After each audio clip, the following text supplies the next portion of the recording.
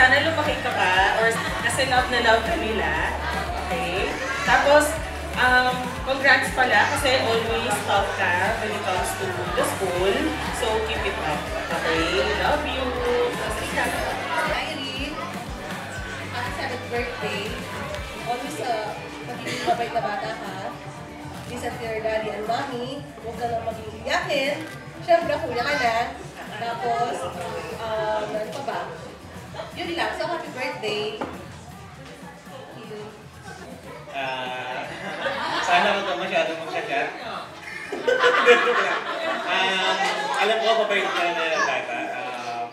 Super bait mo, matalino ka, and maging mabait ka na kuya sa dalawang mong kapatid. And yun. Okay? Pagka labas tayo. Pagka nagkabit bahay na tayo sa forum.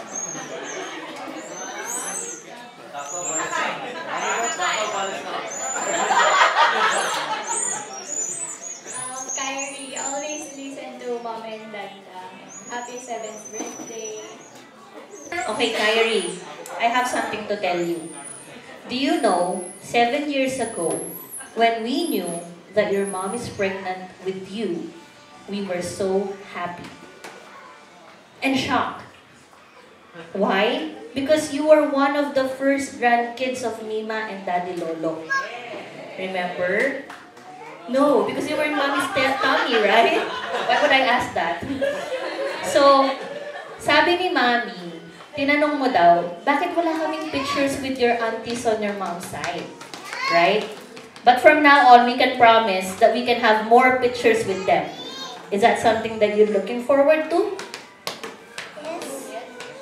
Yes? Well, happy birthday, anak.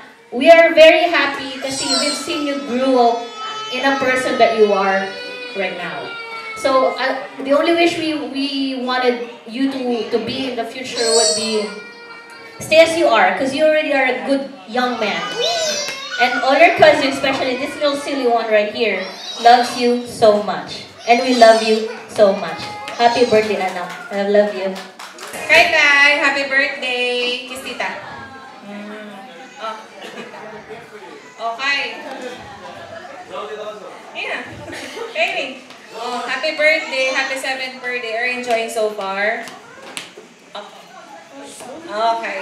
So, continue mo lang yung pagiging top mo sa class mo.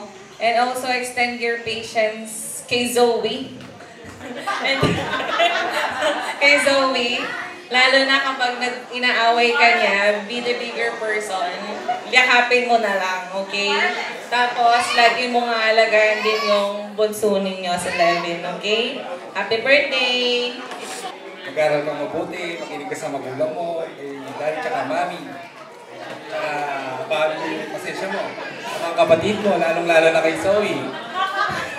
Kay Len, hindi pa natin alam, no? Tahimik pa siya. No, sige, happy birthday ulit. Magpakabait ka lalo.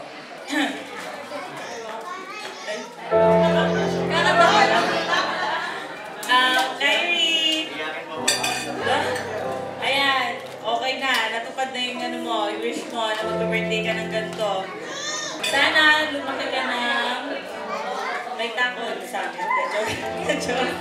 Tapos, maging mabait ka ng kuya. So far, mabait ka. Thank you.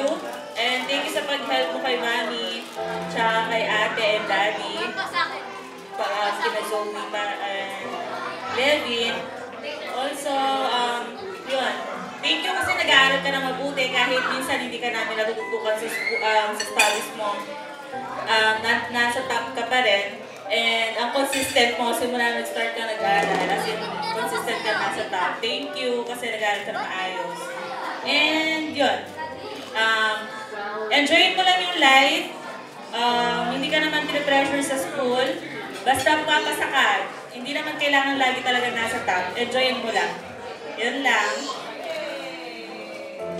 Nasabi niya na lang.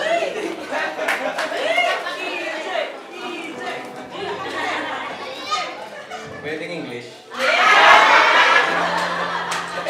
Nasabi na niya lahat. So, yun po. First of all,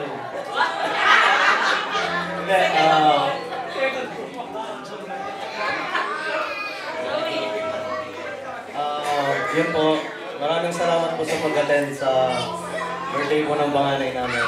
Sa oras na binigay nyo, napakalaking bagay na po yun sa banda. So, yun lang. Nasabi niya na talaga.